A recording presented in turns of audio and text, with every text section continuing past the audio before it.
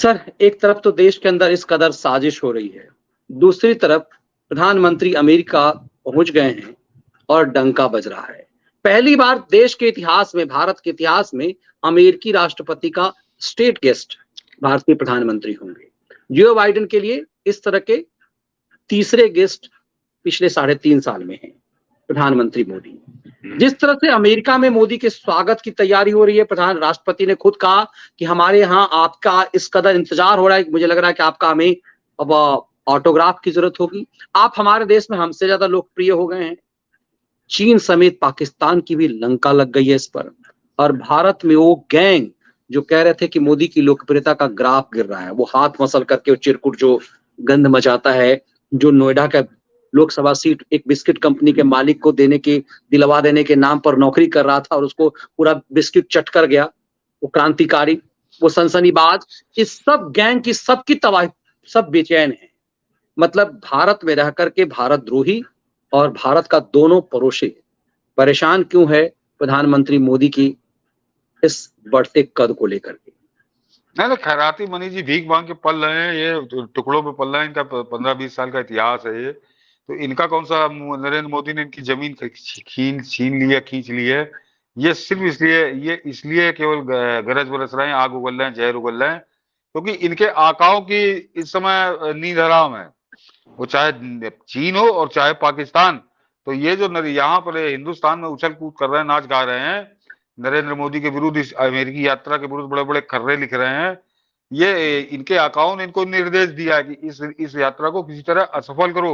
मनीष जी, ये देखिए, दो पैमाने पर तो महत्वपूर्ण है, ये ऐतिहासिक है कि एक तो नरेंद्र मोदी स्टेट गेस्ट बने हैं, और दूसरे अब की जो अमेरिकन सीनेट को वो संबोधित करेंगे तो दुनिया के तीसरे प्रधानमंत्री होंगे अमेरिका के इतिहास में। एक विंस्टन चर्चिल और नेल्सन मंडेला, उनको ही ये मौका मिला कि उन्होंने 2 बार अमेरिकन सीनेट के ज्वाइंट सेशन को संबोधित किया है।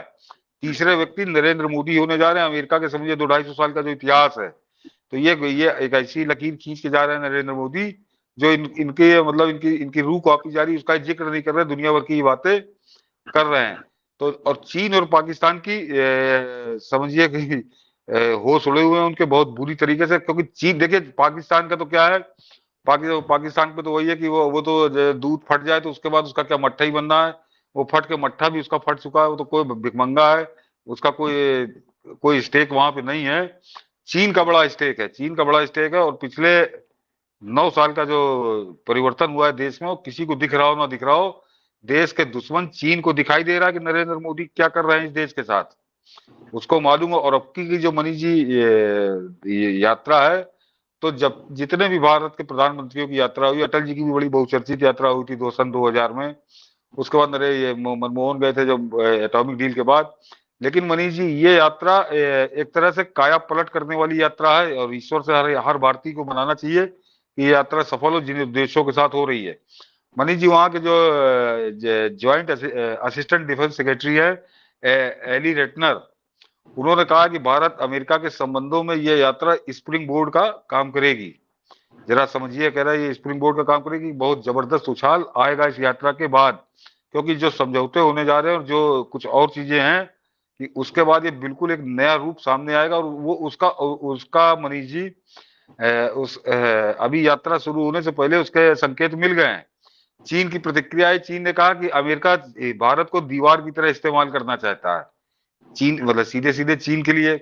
और अमेरिका ने इस पर, अमेरिका को एली रेटनर जो असिस्टेंट डिफेंस सेक्रेटरी हैं, उन्होंने और ज्यादा स्पष्ट कर दिया। और उनका जो स्पष्टीकरण है उसमें पाकिस्तान को भी जूते लग गए, बिना नाम लिए वो जूते खा गया पाकिस्तान।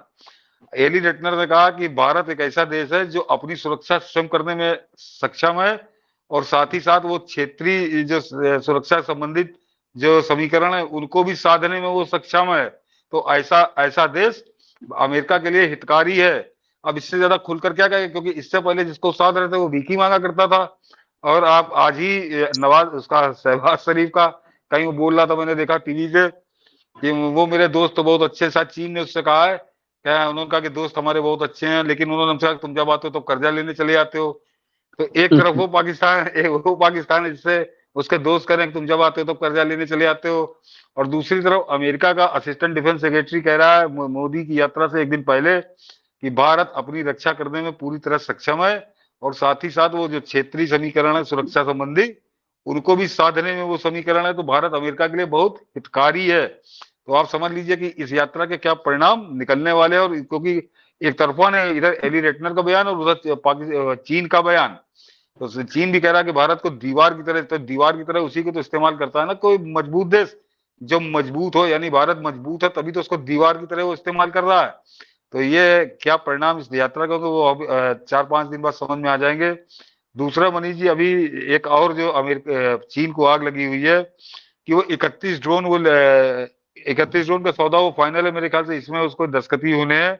MQ-9 भी सी गार्जियन, वो मनीष जी बहुत, वो मिसाइल तक लेके चलता है वो ड्रोन, और दुनिया के साथ तीन ही चार देशों के पास है, चीन के पास भी नहीं है शायद ये ड्रोन। और वो 45,000 फुट की ऊंचाई से अपने टारगेट पे मार करता है मिसाइल, उससे एटॉमिक मिसाइल भी आप कर सकते हैं। अमेरिका वो ड्रोन भी दे रहा है, साथ में कुछ टेक्नोलॉजी भी उनको दे रहा है, सेमी कंडक्टर के मामले में, साइबर स्पेस के मामले में, एरो स्पेस के मामले में, कम्युनिकेशन के स्पेस के मामले में, आर्टिफिशियल इंटेलिजेंस के मामले में।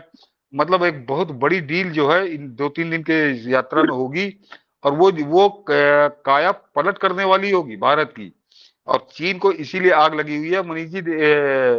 चीन ने एक और धमकी दी है कि चाहे जितना अमेरिका भारत साथ आ जाए, सप्लाई चेन चीन की टक्कर की सप्लाई चेन नहीं बना पाएंगे। तो उसको आर्थिक ही दर्शक ये समझ लें कि वो चीन जो है वो ऐसे ही नहीं कह रहा, उसको खतरा साफ नजर आ रहा है।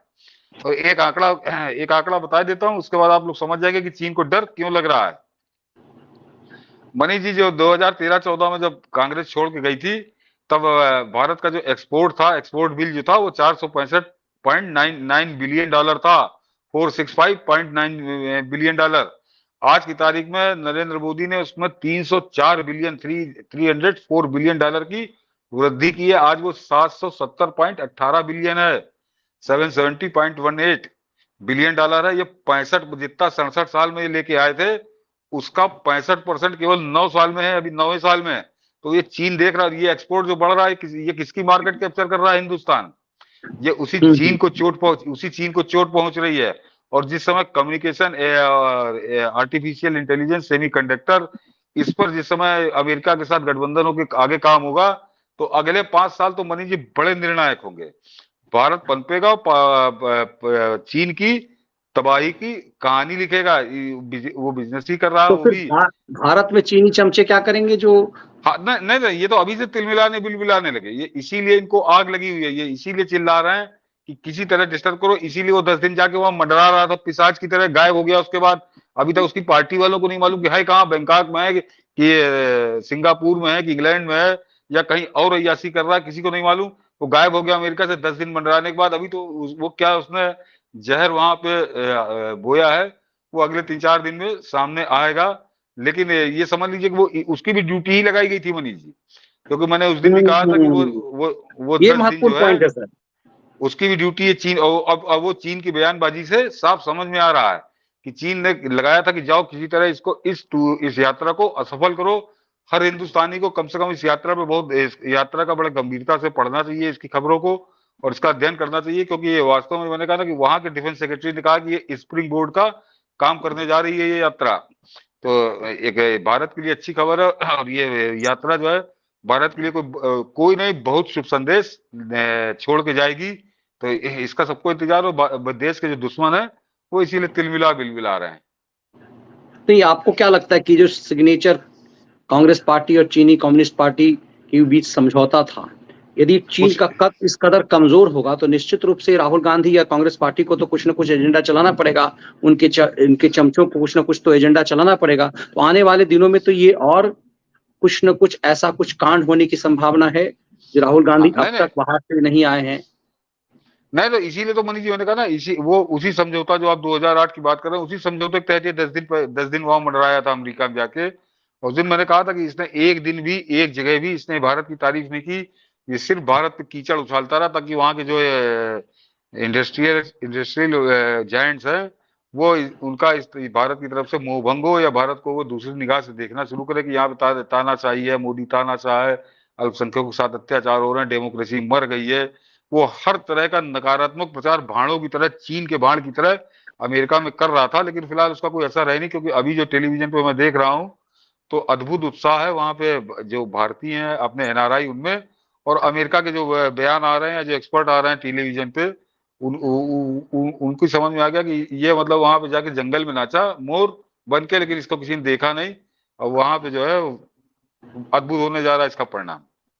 ये मैं कुछ अमेरिकी अखबारों को देख रहा था, उस पे यहाँ छप रहा है, मैं अभी उसे ट्वीट पता नहीं मैं नहीं कर पाया शायद, कि वहां लोग सवाल कर रहे थे कि ये भारत का नेता है या पाकिस्तान का नेता है, हाँ जिस उसके बयान को लेकर के। तो आपको क्या लग रहा है कि सब कुछ चीन के फेवर में जिस ढंग से बातें हो रही थी, उसी एजेंडे के तहत ये आरोप राहुल गांधी पे लग रहे थे?